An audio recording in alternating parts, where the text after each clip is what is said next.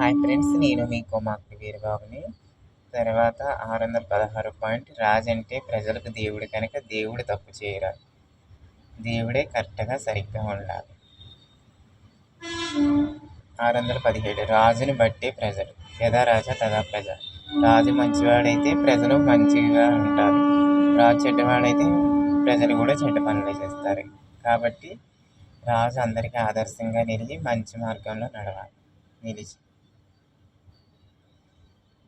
618, పండితుడిని ఎప్పుడు గౌరవించాలి మనం.